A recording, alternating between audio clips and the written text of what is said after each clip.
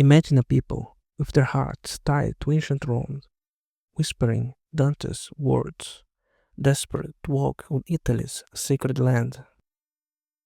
But Italy locks them out, shutting its own nation while it crumbles in a shocking collapse. Many Italians are not having kids. Italy's birth rate is one of the world's lowest. The future fades out. And yet, Italy is home of the biggest diaspora in the world. Around 60 to 80 million people in the world nowadays could claim Italian citizenship. These are people living in countries like Brazil, Argentina, or the United States. These people live in Italian communities, keeping the same traditions, the same religion, and the same Italian way that we expect outside of Italy. Yet, Italian leaders embrace strangers, people who don't have the same faith or the same traditions or in any way the same history.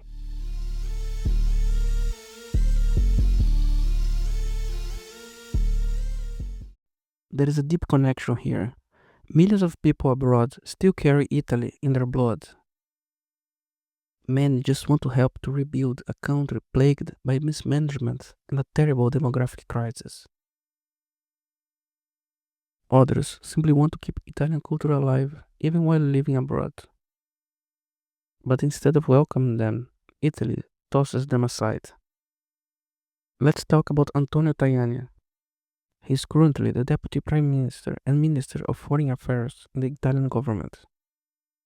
Tajani is a member of the Forza Italia party, which is technically part of the right-wing coalition currently governing Italy. After Silvio Berlusconi died, Tajani took the reins of the party and stepped into a position of major influence. Despite the party being nominally right-wing, Tajani consistently promotes the agenda of the European Union, which is left-leaning. He pushes hard to grant citizenship to undocumented migrants arriving from Africa and the Middle East, many of whom have little connection to Italian values or cultural roots. And at the same time, he attacks the descendants of the Italian diaspora around the world. These are people whose families had to leave Italy many years ago, often due to poor conditions in the country. At the time, there was hope that they or their descendants would one day return because, after all, they are the Italian people. That's why Italy recognized these individuals as Italian citizens. Italian citizenship is based on the bloodline. Like many countries in Europe, it does not depend on where you are born, but from where your parents' blood and citizenship are. These people were and are the Italian people, and so are their descendants. This is independent if you are born in Italy's soil or in the US soil. They built lives and helped shape the richest and most dynamic cities of the countries they moved to. Places like New York in the United States or São Paulo in Brazil carry the mark of their contribution and success. The same success is seen in wherever the Italians went, in communities across the world that still honor their roots. And yet, instead of embracing this legacy, Tajani put his energy into policies that favors outsiders. One of his proposals would grant Italian citizenship to children of foreign nationals just because they attend school in Italy. Something they already have a right in the current law, but he wants to make it even more relaxed. The decisions made by Tajani seems to align more with the globalist agenda than the priorities that the voters expected from him. Just like the EU decided to classify the popular party AfD as extremist in Germany, cancel elections in Romania, and arrest Marine Le Pen in France. Tajani is the voice of the globalists disguised as a right-wing in Italy. On March of 28 of 2025, Tajani rolled out the Item 36, or as it's called, the Citizenship Package, Decree Law number 36/2025. It was introduced as an emergency decree, the kind of law meant for urgent national crisis. But there was no emergency. People have been quietly, legally claiming their Italian citizenship for decades. Nothing sudden, nothing chaotic, so why the rush? Why bypass the parliament and push this through like the country is on fire? The decree slams the doors on millions in the diaspora, limiting citizenship rights to just 2 generations back. Now you have to have a parent or grandparent that exclusively hold the Italian citizenship.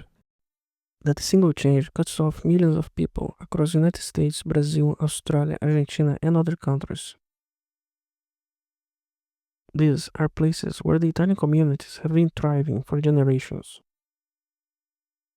Officials try to justify it by claiming it would stop abuses, but that argument does not hold water. There is no surge of fraud, no scandal. The max they had is some citizenship consultants ads in Instagram or TikTok offering their services to help Italian descendants to gather their legal documents and start their process. Where is the emergency on that? Legal scholars, constitutional experts, and even some former diplomats have called it out. This is legally shaky and morally wrong. Tajani chose to attack its own people. He is pleasing globalists, the woke agenda, by cutting off the extended family of Italy around the world. And the consequences? His broader policies open the floodgates to illegal migration. In the long run, this will be a death sentence to Italy. This is not just about the paperwork, it's about national identity. Italy is at a crossroads. Either its culture and history are defended, or they will disappear quietly and completely. The heritage of Italy, cherished by generations at home and abroad, deserves leaders who protect it, not those who push forward sketchy globalist agendas or socialist ideology. The time for waiting is over. Where is the line to be drawn? How much more can be lost before nothing remains? This is the moment. Either action is taken or Italy's soul will fade into silence. Thank you for watching. If this message spoke to you, give the video a like, subscribe to the channel and stay connected. And share the video with others who need to hear it. Tibi gratizable. Pro videndo.